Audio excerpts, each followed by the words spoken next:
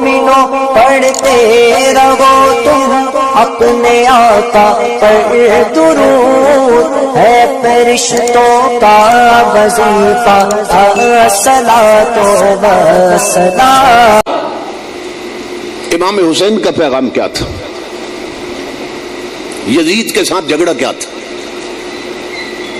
اختلاف کیا تھا؟ کس بات پہ یزید کے ساتھ اختلاف؟ دونوں کا کردار تاریخ میں موجود تھا۔ امام عالی مقام کے غلاموں، تاجدار کائنات کا یہ نواسا، یہ جب نکلے ہیں نا کربلا کی طرف، تو راستے میں ایک مقام آتا تھا جس کو بیضا کہتے تھے۔ اس جگہ کا نام تھا مقام بیضا۔ جب یہ لشکر وہاں پہنچا نا تو لوگ روک رہے تھے کہ نہ جائیں ادھر، کیونکہ بچپن میں حضور نے خبریں دی تھی کہ میرے بیٹے نے شہید ہونا ہے، تو لوگ جانتے تھے بھائی شہید ہو جائیں گے، کٹ جائیں گے، تو کہا نہ جائیں۔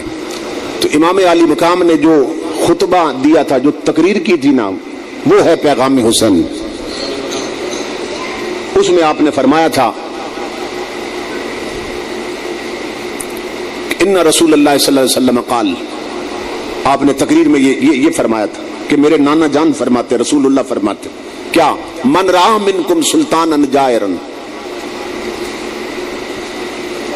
قیامت تک پوری امت کو حضور فرما گئے کہ میری امت، تم میں اگر کوئی شخص ایسے حکمران دیکھے جو دین کے غدار ہوں،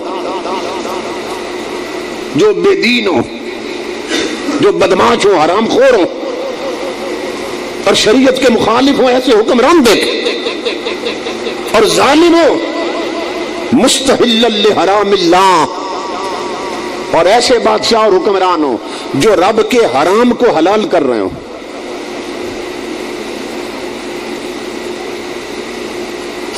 مستحل لحرام اللہ، جو چیزیں رب نے حرام کر دی وہ حکمران انہیں حلال کر رہے ہوں۔ جیسے ہمارا صدر ممنون حسین، اس نے بیان دیا تھا علماء کو چاہیے کہ سود کو حلال کرنے کی کوشش کریں۔ اندازہ کریں آپ، ملک کا صدر ہے، ملک بنے کلمے کے نام پہ، ممنون حسین کہہ رہا ہے، کہتے ہیں علماء کو چاہیے کہ سود کو حلال کرنے کی کوشش کریں۔ میرے آقا نے فرمایا ایسے بدبخت حکمران جن کی طلب یہ ہو کہ حرام کو حلال کر لو، ناقص لیعد اللہ۔ اور امام علی مقام نے فرمایا، میرے نانا نے فرمایا تھا کہ ایسے حکمران اگر مسلط ہو جائیں جو رب کے عہد کو توڑ رہے ہوں اور مخالف لسنت رسول اللہ، اگر ایسے حکمران آ جائیں جو کملی والے کے سنتوں کی مخالفت کر رہے ہیں، جو حضور کی شریعت کی مخالفت کر رہے ہیں، مخالف لسنت رسول اللہ، اور یعمل فی عباد اللہ بالاسم والعدوان، جو ظلم اور دونس اور داندلی اور دھمکی کے ذریعے اور ظلم کے ذریعے آقا کی امت پہ حکومت کر رہے ہیں۔ یعمل فی عباد اللہ بالاسم والعدوان فلم یغیر ما علیہ بقول ولا فعل کان حقا علی اللہ ان یدخلہ مدخلہ۔ اور ایسے بدماش اور بغیرت حکمرانوں کے خلاف یہ امام علی مقام خطاب فرما رہے، بندے اٹھ کر اپنے قول سے بھی جہاد نہ کریں، ان کے خلاف نہ بولیں، اور اپنے ہاتھوں سے بھی جہاد نہ کریں۔ کان حقا علی اللہ ان یدخلہ مدخلہ، تو امام الانبیاء نے فرمایا تھا، یہ امام حسین بتا رہے لوگوں کو کہ نانا جان فرما گئے کہ جو اٹھ کر اس بے غیرت حکمران کا گریبان پکڑ کر نیچے نہ مارے اسے اور تختہ نہ الٹے، قیامت کے دن دونوں کا ٹھکانہ جہنم میں ایک ہوگا۔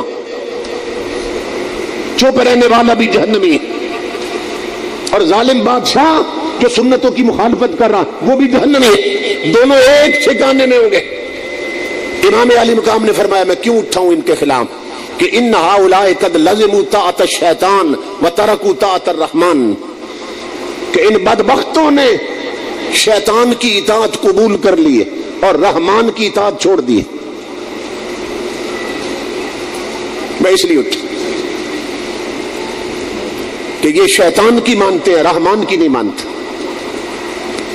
اب بتائیے نماز پڑھنا یہ رحمان کی ماننا ہے اور نہ پڑھنا کس کی ماننا ہے؟ شیطان کی. گانے سننا شیطان کی ماننا ہے اور قرآن سننا رحمان کی ماننا. تو بتاؤ امام الانبیاء کے غلاموں، آپ کے اس گاؤں میں زیادہ نماز پڑھنے والے ہیں یا نہیں پڑھنے والے؟ چھوڑنے والے زیادہ یا پڑھنے والے؟ چھوڑنے والے زیادہ ہیں. تو یہی بات امام فرما رہے ہیں کہ میں ٹکر کیوں لے رہا ہوں ان کے ساتھ، ٹکر کیوں لے رہا ہوں کہ شیطان کی مانتے ہیں، رحمان کی نہیں مانتے. اسی طرح قرآن پڑھنے والے زیادہ ہیں یا گانے سننے والے؟ گانے سننے والے زیادہ. تو امام علی مقام بھی فرما رہے ہیں کہ میں ان سے ٹکر اس لیے لے رہا ہوں کہ ان کی اکثریت شیطان کی مانتی ہے، رحمان کی نہیں مانتی. تو آج دیکھ لے جو اس وقت حالت ان کی تھی وہی ہماری ہو چکی ہے کہ ہماری اکثریت شیطان کی مانتی ہے، رحمان کی نہیں مانتی. گھر بھرے ہیں مگر مسجدیں ویران، دارے بھرے ہوئے ہیں مگر مسجدیں ویران، اڈے بھرے ہوئے ہیں مگر مسجدیں ویران. مسجدوں کے ارد گرد آبادی دیکھو اور 5 وقت مسجدوں کے نمازی دیکھو کتنے، ایک صف بھی پوری نہیں ہوتی. اکثریت شیطان کی ماننے والی ہے، رحمان کی نہیں. آج امام علی مقام ہوتے تو ہمارے خلاف جہاد کرتے، کیونکہ ان کے نانا جان فرما گئے تھے کہ میرا دل کرتا ہے، حضور کی حدیث، کہ میں بلال کو کہوں کہ مسجد میں اذان دے اور خود میں بندے لے کے چلا جاؤں مدینے کی آبادی میں. اذان سن کر جو لوگ مسجد میں نماز پڑھنے نہیں آئے، آقا نے فرمایا میرا دل کرتا ہے کہ گھروں سمیت انہیں جلا کے راکھ کر دو، ان کے گھروں کو آگ لگا دو. جس گھر میں نماز نہیں ہوتی میرے آقا نے بتایا وہ گھر جل جانے کے قابل، وہ راکھ ہو جائے تو بہتر. تو آج ہماری حالت یہ ہے کہ ہماری ماں بہنیں بیٹیاں گھروں میں ٹی وی پر بیٹھی ہیں، گپے لگا رہی ہیں، ٹی وی پر ڈرامے دیکھتی رہتی ہیں، نماز نہیں پڑھتی. بوڑھے بوڑھے لوگ اڈوں پہ ہوٹلوں پہ تاش کھیلتے رہتے ہیں، گپے لگاتے رہتے ہیں، حقے پیتے رہتے ہیں، نماز نہیں پڑھتے.